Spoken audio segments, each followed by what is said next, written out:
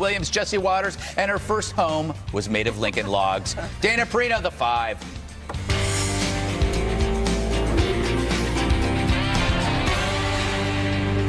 You know, it was like a night at the opera. Pennsylvania is the state that gave us the 45th president of the United States.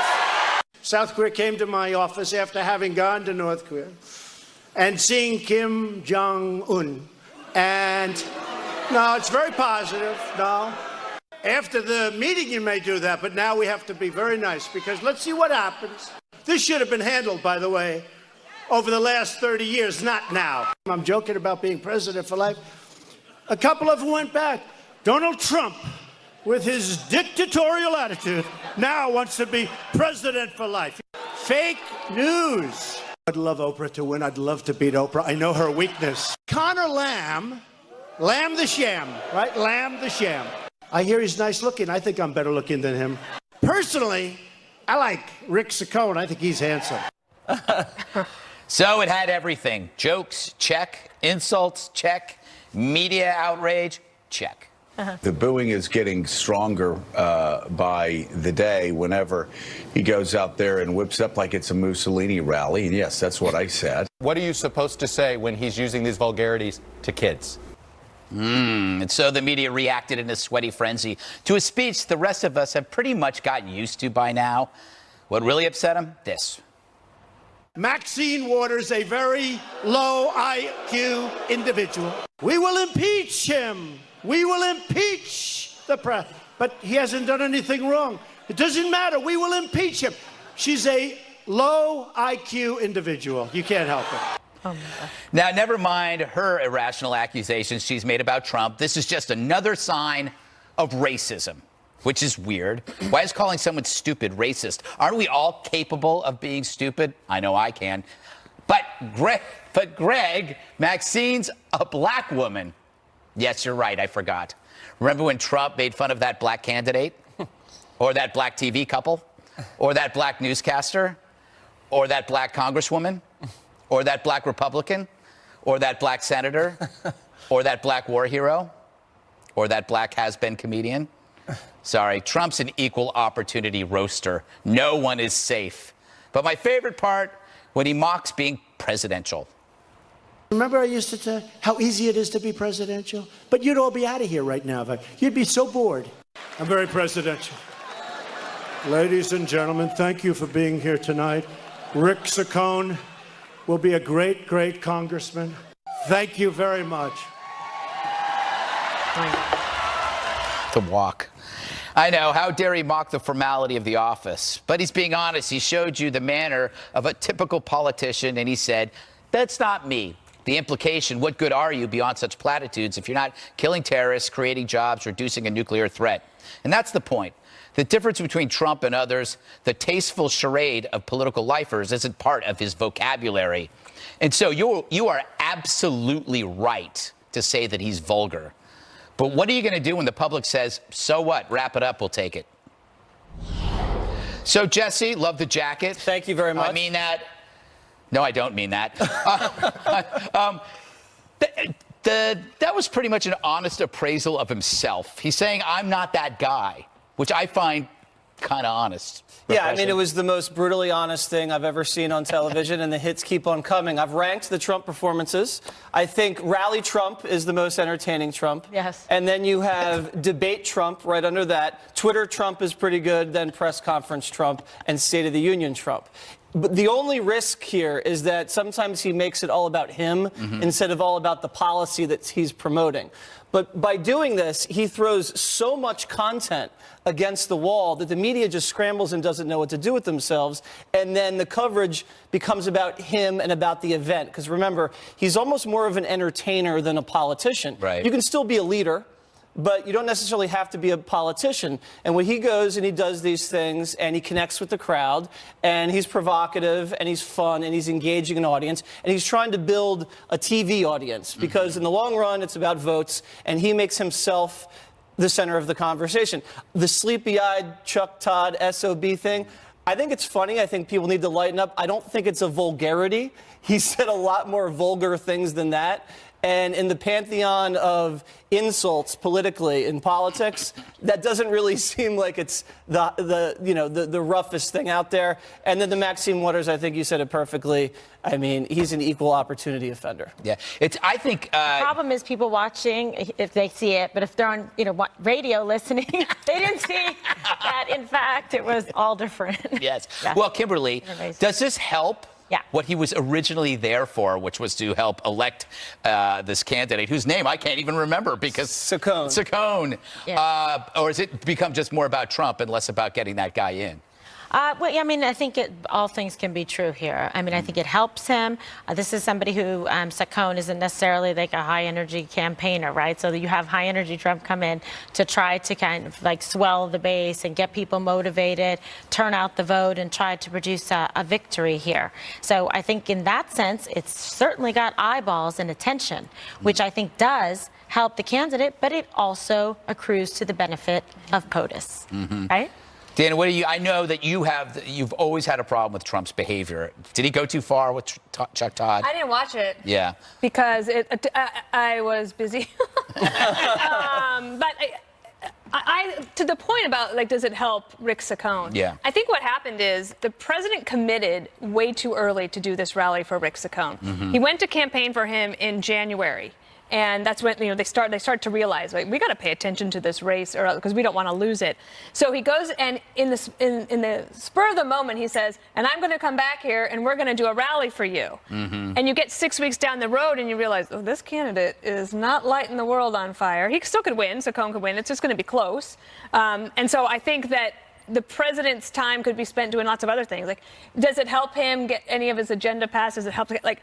Not really, but did the president have fun? Was anybody hurt? Not necessarily. And I think that most journalists, like Chuck Todd, well, I would say most journalists do not want to become the story. Okay, like there are some that we know that are in the briefing room who try every day to be the story, but I don't really understand what Chuck Todd did on Saturday or leading up to Saturday to have warranted the attack. Yeah, I don't know. I don't get up that early. I'm actually the sleepy one. Do you think that when I try to frame Trump again as a roaster on Comedy Central, so whenever he opens his mouth, it's like he's jumping off a cliff. You never know. Like the joke might work, the joke might not work, but there's always a chance when you open your mouth among friends at a rally, you're going to say something that isn't going to work, and that happens to comedians and it happens to entertainers. And when you put it in that context, you can it makes more sense. Not to me. I mean, I just think it's vulgar what he's done to the presidency. I mean, it's lowered our standards for what we expect from someone who traditionally has been, a leader, a person of character and principle. I mean, obviously, they're all politicians. They're all playing games. But the public behavior of a president, we've never seen anything like this. So, I mean, to my mind, he goes after Maggie Haberman of the New York Times and calls her a Hillary flunky. He goes after Chuck Todd.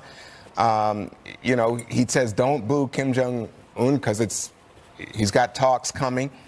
It just strikes me as crass behavior that you embrace now as normal. I mean, you say, well, it's fun. And he says, different direction. Oh, your ratings would go down if I didn't act like this, if I wasn't so clownish, and if the circus didn't come to town, and if the medicine man wasn't saying, hey, come on over here. How is that being dishonest? Well, I think I didn't say it dishonest. I said it lowers the standards of the president. It's honest if that's who he is. But to my point how about this? Let's say you are correct. This is beneath the office of the presidency. That has been said about almost every president doing one thing. Either whether it's about fashion or it's about something said. And then the public generally just says, so what? That's the problem, is the first half of the equation is criticizing him, but you don't have the second half, which is what do you do? Nobody cares. I would say that the American people wanted this. They wanted someone to come in and tear up the playbook, and he definitely broke the mold, this president.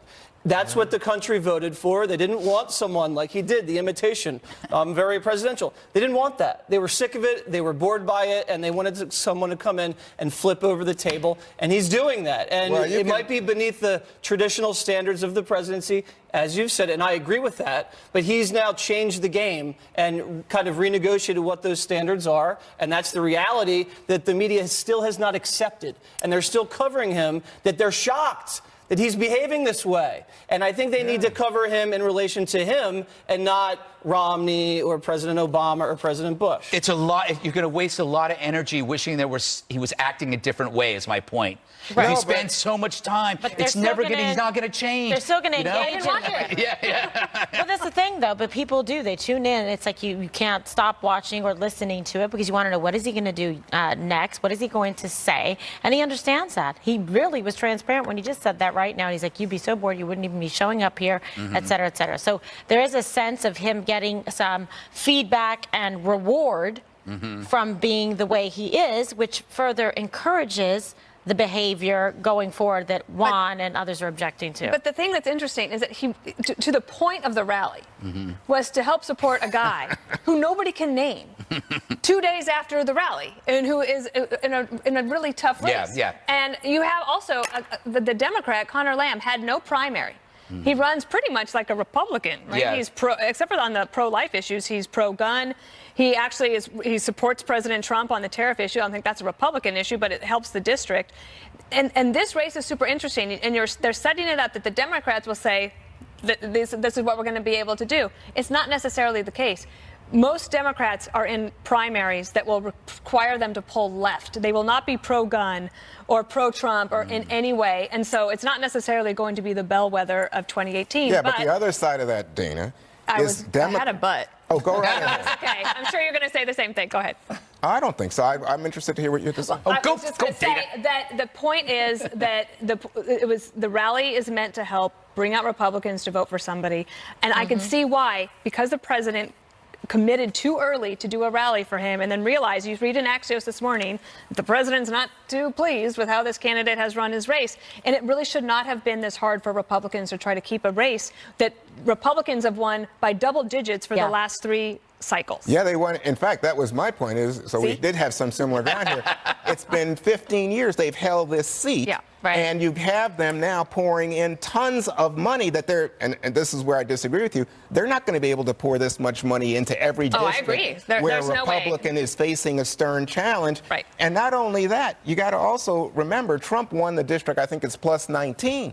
So this is a big shift. But the point and is, it shouldn't be as heavy lift as it for is. them, Yeah. right. But this is the point, that something is going on. There are a lot of people who think that the Trump Act is getting a little much. And then to your point about the women, he attacks everybody. Let me tell you something. When he goes after Maxine Waters and questions her intelligence, he's playing on racial stereotypes. Why? That's delightful. Why? What if she, No, let me finish. I know How a lot about of stupid how about white people. Jamel Hill. He goes after Jamel Hill. Tell Should me she about be it. Juan, fired? Greg How just about this? put up a How whole about- list of white Let me just tell people you that he's something. attacked in No, the no, no. same way. Let me finish. You missed the Jamel monologue. Hill, Frederica Wilson, he goes after. Remember her?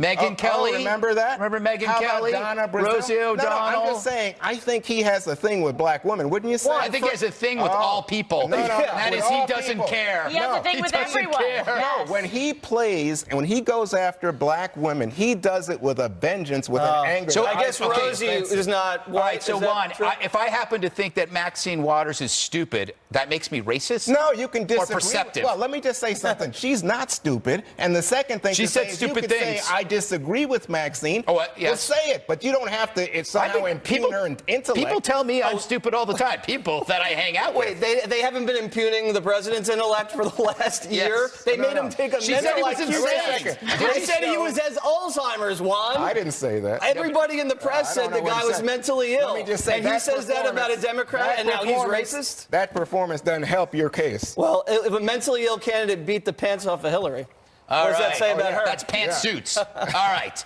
Elizabeth Warren now refusing to take a test that would prove whether she's Native American. Hear why next. How about that? Can you imagine these guys? Some of them are actually smiling, but some of them just can't stand it, honestly. Some of them, they can't take it. Can you imagine having to cover Elizabeth Warren for 4 years? President Trump turned some of his fire this weekend on potential Democratic opponents in 2020, like Senator Elizabeth Warren, who he was just talking about, once again mocking her over her unsubstantiated claim of Native American heritage. A newspaper in her home state of Massachusetts suggests she take a DNA test to settle the issue once and for all. So will she? Well, she danced around the subject on Fox News Sunday.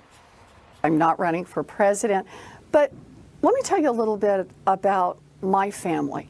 You know, my mom and dad were born and raised out in Oklahoma, and my daddy was in his teens when he fell in love with my mother. He was head over heels in love with her and wanted to marry her. And his family was bitterly opposed to that because she was part Native American. And eventually my parents eloped. They hung together for 63 years. I know who I am because of what my mother and my father told me. It's a part of who I am, and no one's ever going to take that away. Gosh. So that was on yesterday, Fox News Sunday, Greg. And when I first heard about it, I didn't know where the DNA test came from, but the Berkshire Eagle is a local paper, quite liberal, and they're the ones who are suggesting it. So I don't think it can be dismissed as some sort of right-wing conspiracy. No. The question, there's a couple of questions. Did she benefit from her unsubstantiated claim of her Native American heritage? Even her allies aren't sure if she put it on applications or not, but we do know that Harvard used her claim to validate their own diversity claim. So she was used. And she did, let's face it, she paraded her heritage around. She actually supplied Native American recipes to a cookbook, which were actually recipes taken from the New York Times. So I guess, are the Sulzbergers also part of the Cherokee family? I don't know. Sulzberger does not sound Cherokee. My advice for her is to pull a Rachel Dolezal, make Native American heritage your choice, which, you know, somehow elevates you among those born that way, because that's what's happening with Rachel Dolezal. If you say you are, that's almost like you're choosing it. That makes you better. She's paying the piper. This identity politics poisons everything. By elevating the group over the individual, her individual talents don't matter anymore. They don't, because it's now about this. So you live by identity politics and you die by identity politics. When you're part of the group, everything's great. When you're not part of the group, everything's bad. Do you think, Kimberly, there's any way for her to get that behind her? I mean, I don't even think the DNA test wouldn't do it, because then you'd have to say about why the DNA test. I mean, I don't see how she gets past it. Well, look, it's actually, there's some, liability here that attaches to it, because she has listed herself in legal, minority directories, and also checked it off in terms of applications, Ivy League schools. So for some reason, this doesn't come back with the exact, right amount, et cetera, to qualify for some of these things. She could be in trouble. So if she's an attorney, whatever, to tell her, hey, you better not get into this. So she definitely is trying to sidestep the issue. But it just goes to show you, the hypocrisy. People were literally hyperventilating panicattack.com over Trump's tax records, let alone look at this situation, right? We want his tax records. Well, what about the fact that Elizabeth Warren identifies? You're right. No one would have any objection to it if she pulled a Rachel Dolezal. Yeah. Right? Yeah. But God forbid if we equip ourselves Juan, with the truth there. You don't like that comparison? I don't see it at all, so I just have to listen very carefully. But Look into the future, the president's tax records and the president's claims, boy, that's real. At what people say about their racial makeup, their background. Boy, we live in a country. The question was whether she benefited professionally. She didn't benefit because Harvard had said, and everybody else has said, that didn't impact her selection as a professor. What Greg said, and I don't know that, but he says that Harvard used it in terms of promoting their level of diversity, but it wasn't that she got the job because she put that on an application.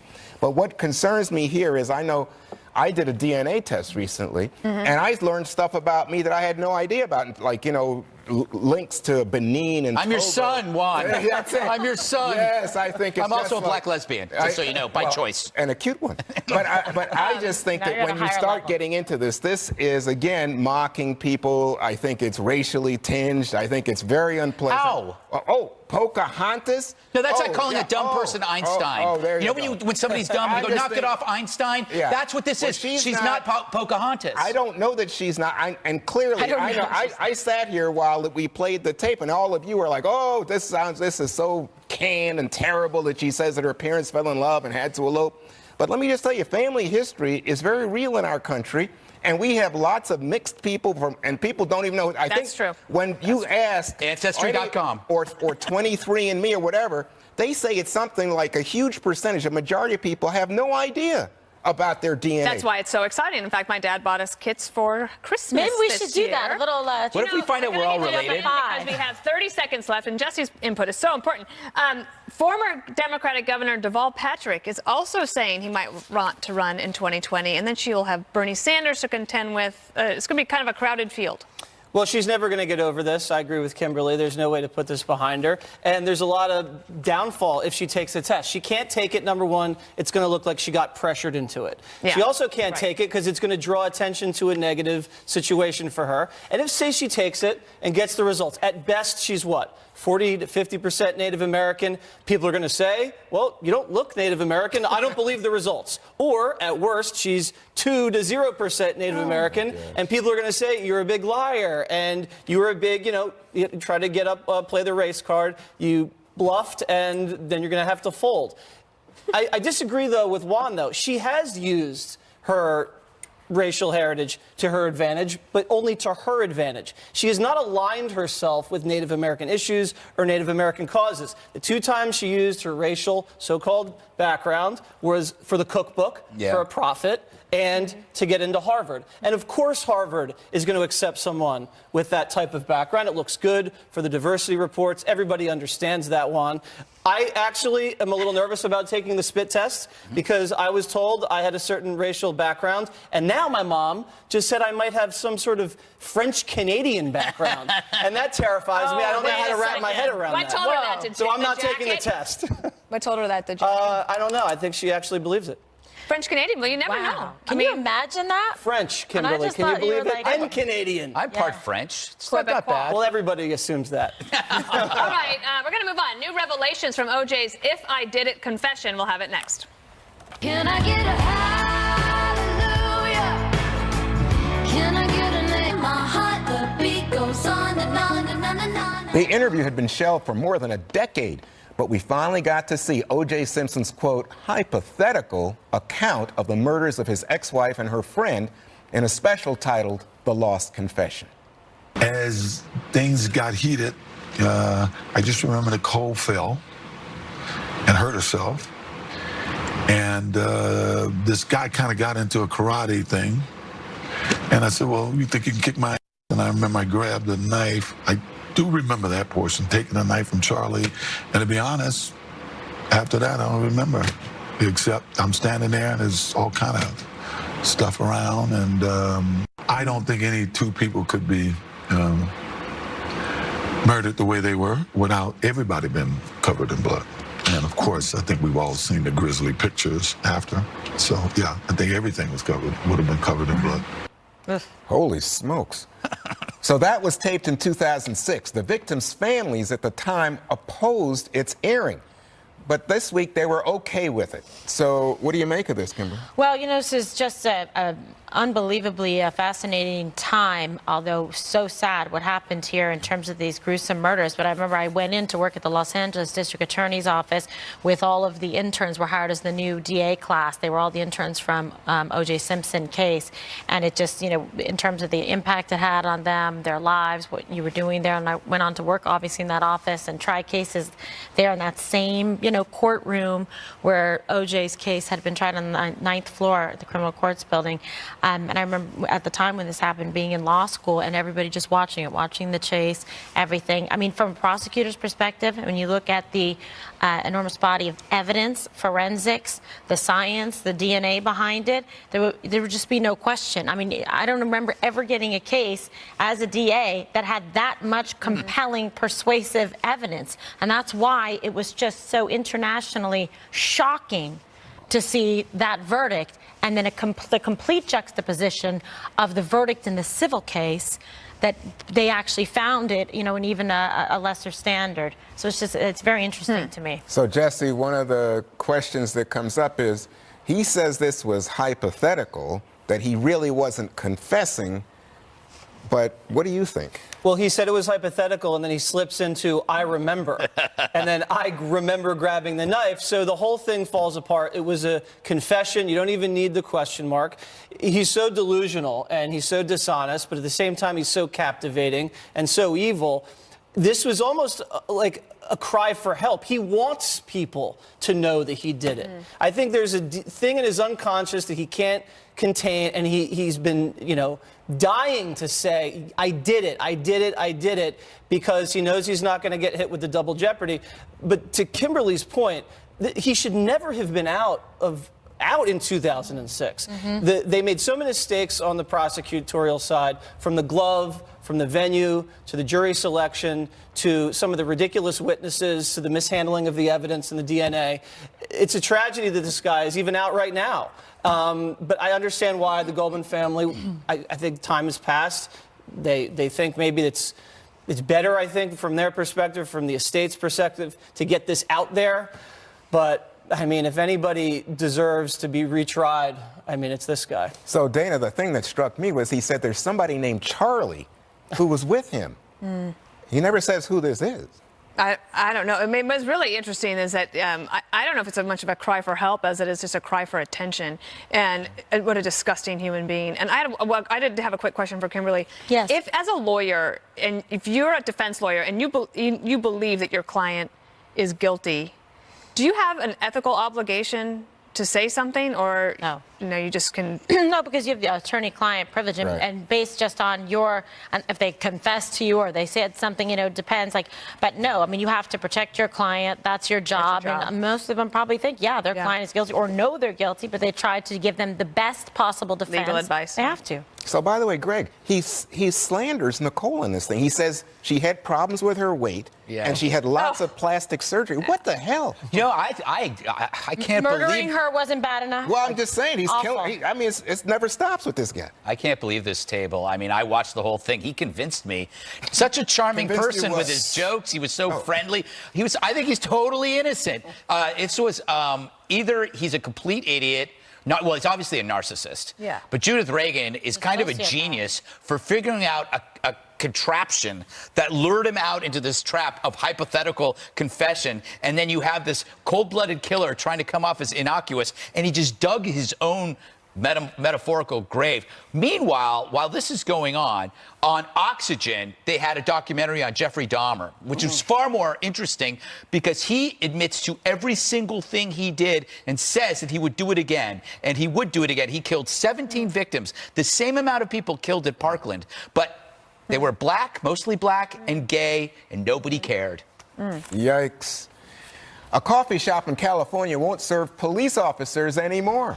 That brewing controversy. Next on The Five.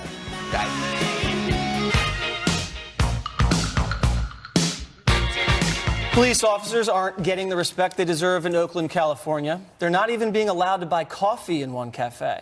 Hasta Muerte Coffee has announced it won't serve cops in uniform because it isn't safe for customers. They claim, quote, police presence compromises our feeling of physical and emotional safety.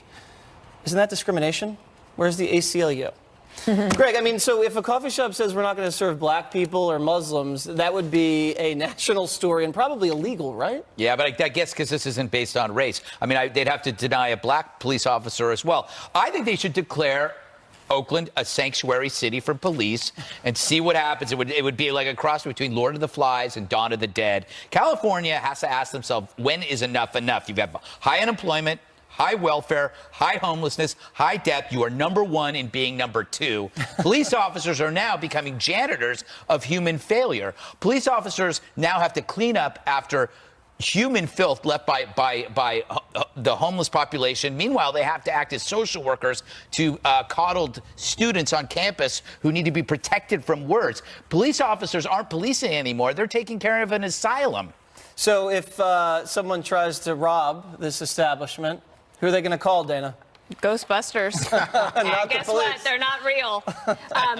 Greg's talked about the U-Haul problem. Yeah. The U-Hauls are very expensive to leave, but no U-Hauls are going back. I think that talk about the brain drain. This weekend I read an article about how even Silicon Valley is saying that Silicon Valley is over. And you read some of the quotes, it's like, well, the city's too crowded, it's way too expensive, we don't like what's going on, so they're looking to move elsewhere and looking at places like rejuvenating cities, even like Detroit. And so I think people are going to leave. Yeah. This can't be good for business, Juan.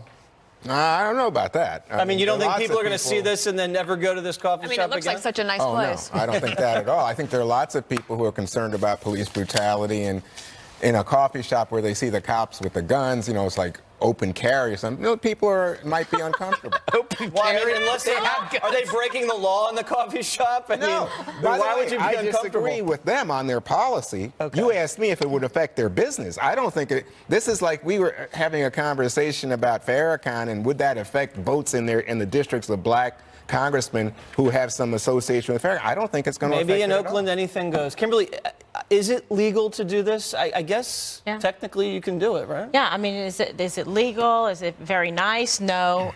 You know, this is just, it's disrespectful. And let me tell you, how will this, you know, proprietor feel if they're robbed or anything? They'll be the first to complain if police didn't get there fast enough, or if And the anyone other thing is, what an that works for them advertisement to get robbed. Yeah, well, I mean, there you go. Don't worry, there won't be any police. It's funny because a couple of the cases I had, the reason why they were able to catch the people, one of them was a donut shop, and it was robbed. And the police officer was right there. They were able to get the guy, and he came in, and he was armed, and he was trying to shoot people, so it was a whole situation. But nevertheless, why wouldn't you want to be welcoming to police? Like, why not? They're the ones putting their lives on the line every day. I don't think that helps the discourse or, you know, the national dialogue about being upset about officer brutality or homicide, etc., by just saying, well, we're not going to serve you. How is that helping anything? And if they do run into trouble, the police department should not allow them into the police department.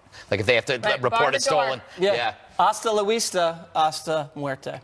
Ahead, the most important segment we've ever done. You really butchered that. A barbecue taste test. Right here at the table, KG's Food Court investigation up next. All right, well, it's time now for a special investigation, a crucial taste test edition of Kimberly's Food Court. Oh, do you love it? Well, someone's digging in already, so it must be pretty good. So when you think of the world's best barbecue, does this one come to mind? Because an uproar has ignited on social media after a food blog proclaimed a Brooklyn barbecue joint named Fetisau, is that how we pronounce it? The world's best. As you can imagine, a lot of Southerners are scoffing, including some members of Congress in Texas, North Carolina, and elsewhere. There's pandemonium everywhere across the country. Now, we're going to be the judge. Some of us more judgy than others, because we've got some grub right here, and I have never seen anyone go so savage. His mouth, the little mandible is just... I'm the king of ribs. I could eat ribs all day. Yes. Okay, so I have to ask you, what do you think about this? Because this is a big uproar. This is Brooklyn. Okay. This is really, really good barbecue. That picture they showed was the problem. The picture elevated design over delectability. It was supposed to look really precious. Look how precious it is. That's to say, when we have our barbecue, we're much superior and smarter than all you rubes down south. Right. So it's actually the fault of the picture. But the food is excellent. And I'm going to eat all of it, so I don't have to buy dinner tonight. I mean, but is it a national affront to say that they have better barbecue than in Texas or in the South or anything like that, or you're fine with it?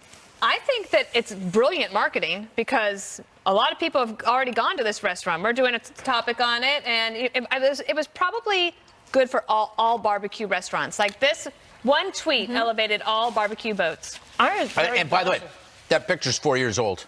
Oh, really? The story's 4 years old. Yeah, it was done by Vice. But you know what's very, It wasn't marketing, Dana. I mean, a reporter went and said this is the best barbecue, and then accidental marketing. But here's what's so interesting, too, about this, is they're opening up a bunch of different Brooklyn barbecues, even in other countries, which is so hilarious. So now it's like this weird thing where Brooklyn is now known. It's like Texas sushi. Besides, like, cool, like, yuppie places, it's known for barbecue, which I think is fantastic. By the way, I love the dinosaur barbecue place, too. But Yeah, that's pretty good. That's very good. We did that for 4th of July. I like that we're doing this segment and we're saying it's pretty good, because that's just going to make every barbecue place from Kansas City or Texas send us in the next couple days what they consider to be the best barbecue. You are the man. And That we will was a be brilliant having the idea. Kimberly's Food Court for the rest of the week. Well, I grew up in Brooklyn. Let me tell you something about Brooklyn barbecue. Most of it is basically Carolina barbecue, so it's heavy on the vinegar. Tell us how you know. Because I loved barbecue as a kid. I don't eat meat so much now.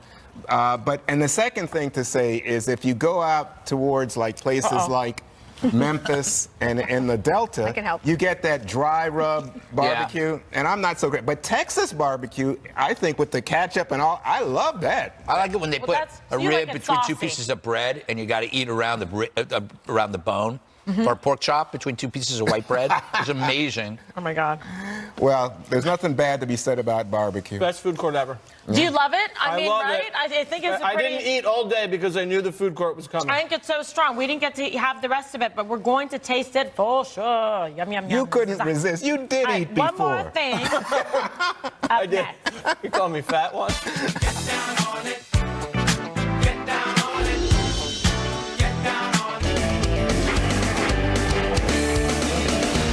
Avoiding the potatoes, though, Atkins. Okay, no problem. So listen, folks, our very good friend Sean Hannity of the highly acclaimed 9 p.m. show on the Fox News channel has an amazing exclusive interview tonight with Vice President Mike Pence. And you've been hearing about Mike Pence in the press quite a bit lately, also in light of The View and what transpired there. So they're going to discuss a variety of these topics, including his conversation with Joy Behar after her controversial remarks about Christianity.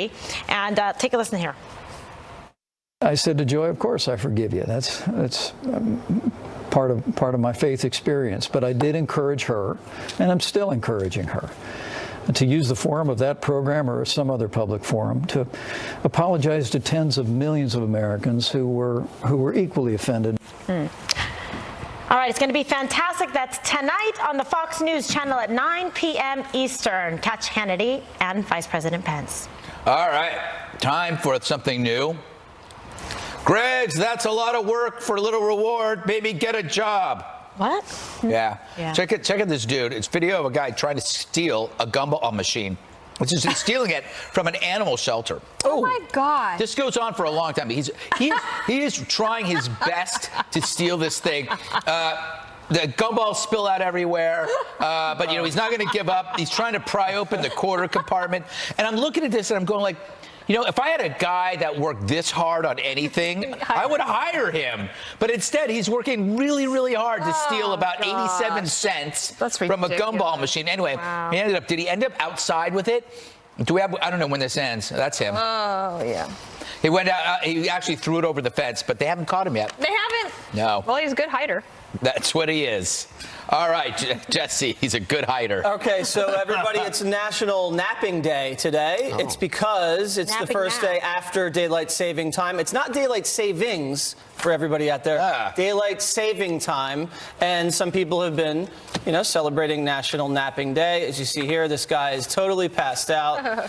And some of us on the 5. Also napping. There's Juan dozing off during Gutfeld's monologue.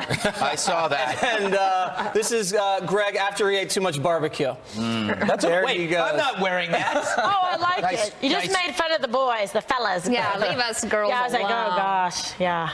All right, Juan. Want to look weird. Oh, by the way, don't make fun of napping. Napping's good stuff.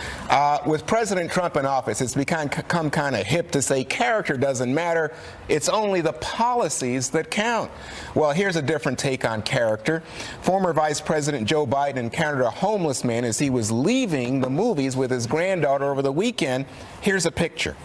Now, this picture was taken by someone who recognized Mr. Biden. The revealing picture shows him not only talking to the homeless man, but writing something down before he handed it to him. The photo has been shared more than 120,000 times on Facebook. One person wrote about Biden, "Character is what you do when no one is watching." It's amazing how that magically just came together, Right. What do you mean? It's amazing how that came together. Picture was perfect. Picture no one was wasn't watching. What happens when no one is watching? Well, you get the picture taken. When no one wants to run for president? Yes. I think he wants to run for president. Well, that's but what That's my point. I don't think All right. that was a fake. Set your DVR.